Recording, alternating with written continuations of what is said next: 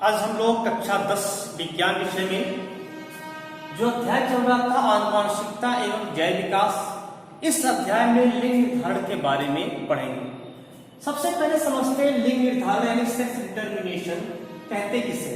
तो सबसे पहले ये जान लें कि जितने भी पृथक लिंगी जंतु होते हैं, जो भी पृथक लिंगी जंतु है, अब सबसे पहले तो ये समझे कि पृथक लिंगी जंतु कहते किसे हैं।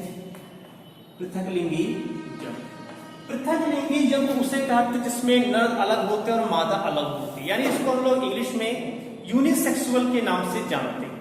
जैसे कि इसमें आते हैं मनुष्य। यहाँ पर जो लिंग निर्धारण पढ़ना है वो वास्तव में मनुष्य का ही लिंग निर्धारण पढ़ना है। तो जो पृथक लिंगी जंतु होते हैं, पृथक लिंगी जंतुओं में दो प्रकार के गुणसूत्र पाए जाते हैं। दो प्रकार के गुणसूत्र पाए जाते हैं। एक जो गुणसूत्र होते हैं, कुछ गुणसूत्र वो उसमें दैहिक लक्षण पाए जाते हैं, जबकि एक गुणसूत्र होता है जिसमें लिंग लक्षण यानी कि जो लैंगिक लक्षण होते हैं, जो माता और पिता से संतानों में ज्यादा प्रसारित होते हैं, वो लक्षण वहां पर पाए जाते हैं। यानी एक तो प्रकार हो गया, इसमें जो है कह सकते हैं समजात गुणसूत्र, समजात, या इसको हम एक और नाम से भी कह सकते हैं दैहिक गुणसूत्र लिख देते हैं। दैहिक गुणसूत्र, दैहिक गुणसूत्र, इसे जो है समजात या ऑटोसोम्स कहते हैं, या ऑटोसोम्स, इसको समजात भी कहा जाता है, ऑटोसोम्स। अगर हम बात करें किसी पृथक लिंगी जंतु में जो ऑटोसोम्स होता है, इस ऑटोसोम्स की संख्या सबसे अधिक होती है। इतना याद रखना है कि पृथक लिंगी जंतुओं में ऑटोसोम्स या दैहिक जो गुणसूत्र होते हैं, इनकी संख्या सबसे अधिक पाई जाती है। जो ऑटोसोम्स होते हैं इसमें जो है ये दैहिक लक्षणों से संबंधित होती है। इसमें जो है दैहिक लक्षण पाए जाते हैं, दैहिक लक्षण पाए जाते हैं। और यह जो है जो लिंग निर्धारण की प्रक्रिया है, उस लिंग निर्धारण की प्रक्रिया में इनकी कोई भी महत्वपूर्ण भूमिका नहीं होती है। तो यहाँ पर क्या क्या चीज लिखना है आप लोगों को कि इनकी संख्या, गुणसूत्रों में इनकी संख्या सबसे अधिक होती है और इसमें दैहिक लक्षण पाए जाते हैं, यह लिंग निर्धारण भाग नहीं लेते हैं। इस चीज को यहाँ पर ध्यान देना है। और सभी के सभी जो गुणसूत्र होते हैं वो समजात होते हैं। सभी जो गुणसूत्र होते हैं इसमें, सभी गुणसूत्र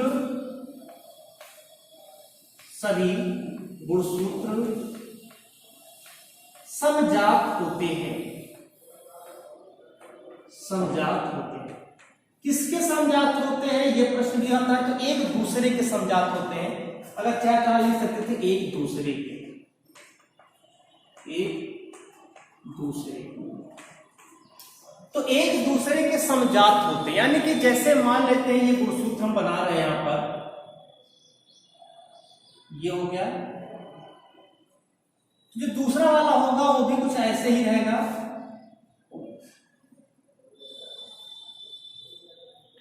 ये अगर मान लेते हैं इस प्रकार से गुणसूत्र, तो दूसरा वाला भी जो है इस प्रकार से ही रहेगा। तो एकदम एक दूसरे के समजात होते हैं और इसमें दैहिक लक्षण पाए जाते हैं। इसका कहीं भी जो है जो लिंग निर्धारण होता है उसमें इसका योगदान नहीं होता। दूसरा होता है लिंग गुणसूत्र। लिंग गुणसूत्र, जो लिंग गुणसूत्र होता है इसको इंग्लिश में सेक्स क्रोमोसोम कहते हैं, सेक्स क्रोमोसोम कहते हैं। पृथक लिंगी जंतुओं में इनकी संख्या एक जोड़ी होती है। कितनी? एक जोड़ी, केवल एक जोड़ी इनकी संख्या होती है। तो एक जोड़ी संख्या में ये पाए जाते हैं जो लिंग गुणसूत्र होते हैं, और इसमें लैंगिक लक्षण उपस्थित होते हैं। लैंगिक लक्षण पाए जाते हैं, लैंगिक लक्षण पाए जाते हैं। इसमें जो है लैंगिक लक्षण पाए जाते हैं जो कि क्या करता है, लिंग का निर्धारण करते हैं। लिंग का निर्धारण करते हैं।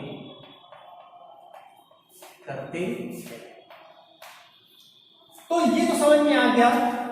अब हम इसकी बात करेंगे सेक्स क्रोमोसोम की, लेकिन सबसे पहले आप जो मेन टॉपिक है वो है मानव में लिंग निर्धारण। ये तो एक पूरे सभी जंतुओं की, सभी पृथक लिंगी जंतुओं की बात हो गई। कीट बीच में आ जाएंगे, जो कीट होते हैं, तो सभी की यहाँ पर बात हो गई। लेकिन अब हमें स्पेशल पढ़ना है भी एक जो विशेष रूप से, और वो है मानव में लिंग निर्धारण। मानव में लिंग निर्धारण। देखिए सबसे पहले इसको पढ़ने से पहले एक चीज यहां पर ध्यान रखना है, बड़ा इंपॉर्टेंट टॉपिक है, 1 नंबर का ऑब्जेक्टिव क्वेश्चन के रूप में पूछता है कि लिंग निर्धारण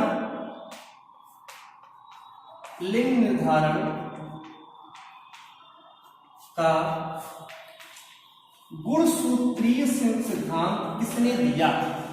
गुणसूत्रीय सिद्धांत किसने दिया? तो ये को यहां पर क्वेश्चन पूछ सकता है। तो ये जो थे मैकलंग ने जो है सेक्स डिटर्मिनेशन कह सकते हैं, chromosomal theory of sex determination, इसको इंग्लिश में लिख सकते हैं chromosomal theory of sex determination. ये सिद्धांत इन्होंने जो है मैकलंग ने ये सिद्धांत दिया है। इस चीज को यहां पर याद रखना है। हम लोग पढ़ रहे हैं मानव में लिंग निर्धारण। मानव में लिंग निर्धारण की बात करें तो सबसे पहले वही चीज जो दैहिक गुणसूत्र होता है, दैहिक गुणसूत्र जिसको हम लोग ऑटोसोम्स लिखेंगे यहाँ पर, ऑटोसोम जिसे दैहिक गुणसूत्र कहते हैं। मनुष्य में ऑटोसोम्स की जो संख्या होती है ये यहाँ पर 22 जोड़ी होती है। 22 जोड़ी यानी कह सकते हैं यहाँ पर जो है 44 गुणसूत्र जो होते हैं वो ऑटोसोम्स होते हैं। 22 जोड़ी 44 गुणसूत्र यहाँ पर मनुष्य की बात कर रहे हैं। जबकि जो लिंग गुणसूत्र होते हैं, लिंग गुणसूत्र जो होता है वो 1 जोड़ी होता है, 1 जोड़ी होता है। यानी यहां पर जो है इसकी संख्या 2 गुणसूत्र की होती है। तो इस तरह से अगर हम देखें तो जो मनुष्य होता है, मनुष्य में कुल 23 जोड़ी गुणसूत्र होता है, 23 जोड़ी गुणसूत्र होता है। यानी संख्या से कितनी हो गई? 46। 46 गुणसूत्र मनुष्य में पाया जाता है, जिसमें से ऑटोसोम की संख्या 22 होती है और लिंग गुणसूत्र की संख्या 1 जोड़ी होती है। लेकिन ये तो इसके शरीर की कोशिकाओं की बात कर रहे हैं। ये कहां पर हो रहा है? ये शरीर की कोशिकाओं में है। यानी कि जो शरीर की कोशिका दैहिक कोशिका है, उस दैहिक कोशिका में ये संख्या होती है, दैहिक कोशिका में। लेकिन अगर हम जनन कोशिका की बात करें, जनन कोशिका में बात करें, जनन कोशिका में क्या आएगा उसको भी जान लेते हैं। अगर पुरुष है तो पुरुष में शुक्राणु आएगा, और अगर स्त्री है तो स्त्री में अंडाणु होगा। ये इसकी जनन कोशिका होती है। इसमें जो गुणसूत्रों की संख्या होती है जोड़े में नहीं होती है, ये अगुणित होती है। यानी संख्या यहाँ पर जो है, यहाँ पर कह सकते हैं 22 ऑटोसोम्स होता है, जोड़ी नहीं होगा, केवल 22 लिखते हैं यहाँ पर, 22 ऑटोसोम्स और प्लस 1 लिंग गुणसूत्र होते हैं, लिंग गुणसूत्र होता है। ये इसकी संख्या होती है, कुल 23 होते हैं, जोड़ी नहीं होते, 23 होते हैं, अगुणित होते हैं। इसमें से अगर जो है बात करें, जो मादा होती है, जो स्त्रियां मादा होती है, उसमें 22 ये ऑटोसोम्स हो गया और प्लस X होता है। तो इसमें जो होते हैं, जो दोनों लिंग गुणसूत्र होते हैं वो XX ही होता है। लिंग गुणसूत्र XX होता है तो 22 प्लस X या फिर जो है 22 प्लस X होता है, ये यहां पर। लेकिन अगर हम बात करें यहां पर जो है जो नर होते हैं, पुरुष की बात करें तो पुरुष में 22 प्लस X भी हो सकता है और 22 प्लस Y भी हो सकता है। अब ये दिमाग में आता है कि सर इसको Y से क्यों डिनोट कर रहे हैं। अच्छे में इसको समझेंगे। जो स्त्रियां होती है, जो मादाएं होती है, स्त्रियों में जो है इसको XX से डिनोट करते हैं। उसका रीजन ये होता है कि उसमें नंबर ऑफ जो क्रोमोसोम्स होता है ये इस तरह से इसमें होता है कि दोनों समजात होते हैं। दोनों कैसे होते हैं? समजात होते हैं, एक समान होते हैं। लेकिन पुरुष की बात करें, जो नर होता है, नर में एक्स वाई होता है। इसमें क्या होता है, एक गुणसूत्र तो पूरी तरह से बना होता है, एक गुणसूत्र जो होता है वो बहुत ही छोटा सा यहाँ पर जो है ऐसे रहता है। तो एक उसकी भुजा छोटी होती है, यहाँ पर ध्यान देंगे भुजा छोटी होती है, तो इसीलिए इसको जो है वाई से डिनोट करते हैं। तो ये असमजात होते हैं, ये असमजात होते हैं।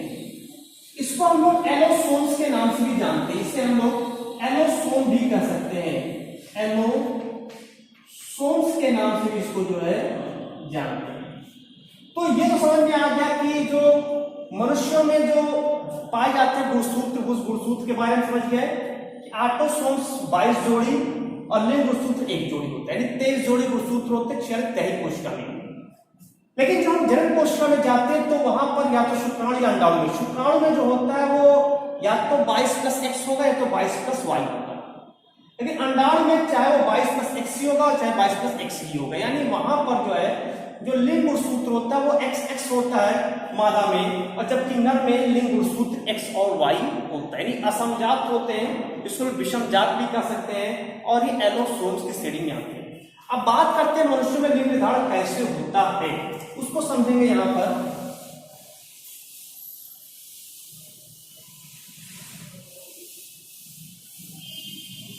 देखिए मनुष्य में लिंग निर्धारण कैसे होता है इसको देख लेते हैं यहां पर। इसे मान लेते हैं एक मादा है, मादा, और एक यहां पर नर है। मादा में अंडाणु पाया जाता है और नर में शुक्राणु पाया जाता है, इसको याद रखिएगा। मादा में अंडाणु होता है और नर में शुक्राणु होता है। ये दोनों क्या है? ये दोनों युग्मक होते हैं। मैंने कहा जो अंडाणु होते हैं उसके जो गुणसूत्र होते हैं, लिंग गुणसूत्र, वो उसमें X और X ही होता है, जबकि नर में असमजात X और Y होता है। जब इन दोनों के बीच में संयोग होता है, अगर मादा का जो X गुणसूत्र है, बल्कि दोनों X होते हैं, अगर नर के X गुणसूत्र से मिलता है तो इस कंडीशन में यहां X और X बनेगा, यानी होने वाली संतान क्या होगी? होने वाली संतान जो है वो मादा होगी, यानी लड़की होगी, पुत्री होगी। फिर अगर इसका X जो है Y के साथ जाकर के जुड़ता है तो इस कंडीशन में X और Y, यानी कि Y आ रहा है, यानी कि यह जो है पुत्र होगा। वही सेम चीज फिर एक बार दर्शा देते हैं, सेम चीज वही रहता है, X और X Y। तो आपने क्या देखा कि जिसमें Y गुणसूत्र है वो पुत्र बनेगा और जिसमें XX है वो पुत्री बनेगी। यानी हम कह सकते हैं कि 50% जो संभावना हो रहा है उसमें 50% जो है पुत्री का संभावना है और 50% संभावना जो है वो पुत्र का होता है। लेकिन पुत्र का कौन निर्धारण कर रहा है? लिंग का निर्धारण। तो लिंग का निर्धारण जो है वो नर कर रहा है। जो पुरुष होता है वो निर्धारित करता है कि होने वाली संतान जो है वो पुत्र होगा या पुत्री, क्योंकि उसके शुक्राणु, अब वो X वाला जाकर के, एक तो दोनों X है स्त्री के अंडाणु में, X वाला जाकर के अगर किसी भी X से जुड़ेगा तो वो लड़की होगी, और अगर Y वाला गुणसूत्र जाकर के किसी X से जुड़ेगा तो वो पुत्र वहां पर उत्पन्न होगा। मतलब कह सकते हैं कि मनुष्य में जो लिंग निर्धारण होता है वो पुरुष के द्वारा होता है, ना कि स्त्री के द्वारा होता है। पूरी जो सहभागिता होती है कि उसके पुत्र होंगे या पुत्री होगी, इसका पूरा का पूरा प्रतिशत होता है वो पुरुष के शुक्राणु के ऊपर डिपेंड करता है कि उसका X गुणसूत्र जाकर के जुड़ेगा तो पुत्री होगी और Y गुणसूत्र जुड़ेगा तो वो पुत्र वहां पर होगा। इस तरह से आता है।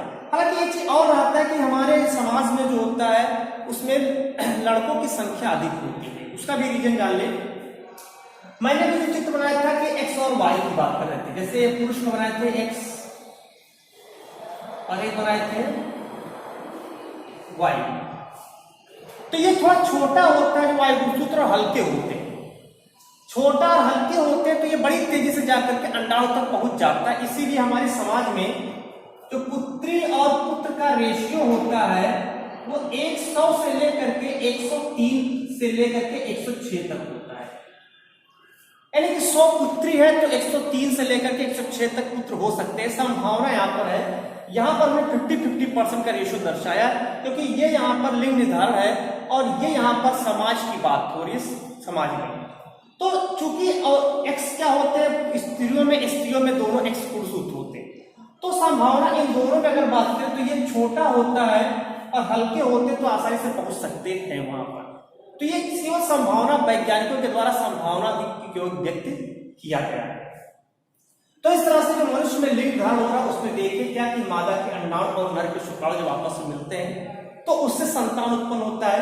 अगर दोनों एक्स मिलता है तो वहां पर पुत्री होगी, और अगर दोनों एक्स और वाई मिलता है तो वहां पर पुत्र होगा। जैसे यहां पर भी ये पुत्री का रेशियो है और यहां पर भी ये पुत्र बनेगा।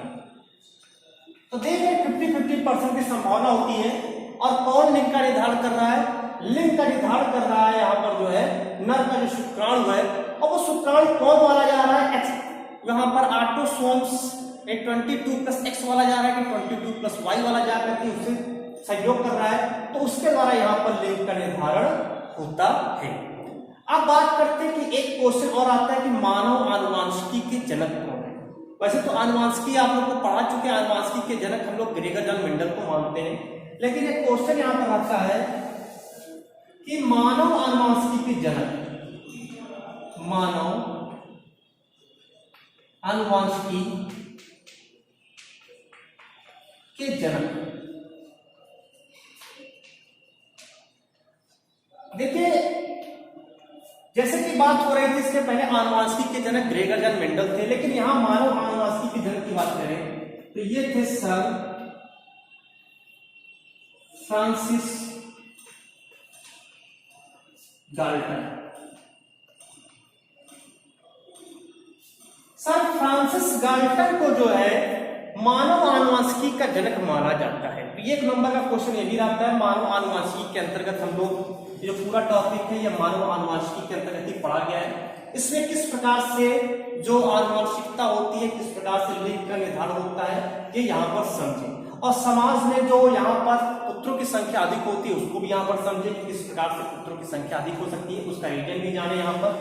तो ये जो पूरा निर्धारण होता है लिंग का निर्धारण, वो नर के शुक्राणु पर डिपेंड करता है, ना कि मादा के अंडाणु पर डिपेंड करता है। तो ये यहाँ पर इस चीज को याद रखिएगा कि लिंग का निर्धारण में महत्वपूर्ण भूमिका जो होती है वो नर के शुक्राणु में होती है। आई होप आप लोग को समझ में आया होगा। Thank you so much.